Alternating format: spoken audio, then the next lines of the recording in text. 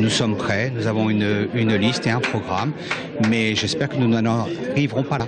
Jamais depuis 1971, le PS et le PC corpo-pétrusien ne se sont retrouvés dans une telle situation. Et pourtant, la menace d'une gauche divisée au premier tour est bien réelle à Saint-Pierre, tant les approches de chacun sont différentes dans le cadre des négociations. Nos partenaires sont dans la logique exactement inverse, un accord de principe, ensuite une discussion sur la répartition des candidats et ensuite une discussion sur le programme.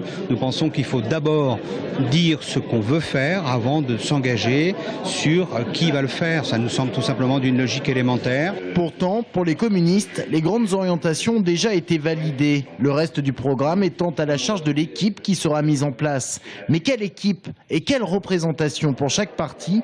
Ce sont les résultats aux dernières élections qui doivent le déterminer et les socialistes s'étonnent de voir exclue la présidentielle, mais pas les dernières européennes lorsque Marie-France Beaufils était candidate. Résultat, le PC propose 20 candidats communistes et 13 socialistes, lorsque les socialistes proposent 18 candidats communistes et 15 socialistes. La règle, c'est on prend toutes les élections, sauf les présidentielles, quel que soit le ou la candidate.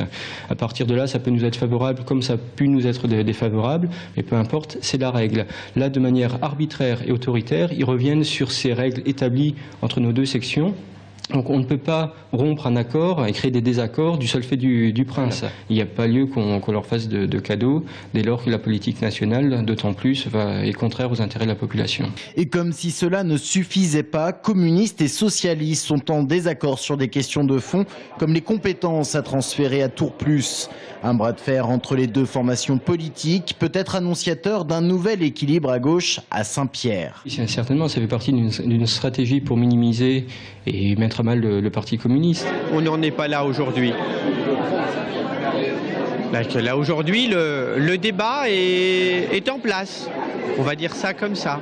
Difficile de ne pas penser que le PS attend le retrait de Marie-France Beaufils pour prendre la ville. Mais on n'en est pas encore là. Michael Cortot appelle au dialogue et à la concertation alors que les négociations reprennent ce soir.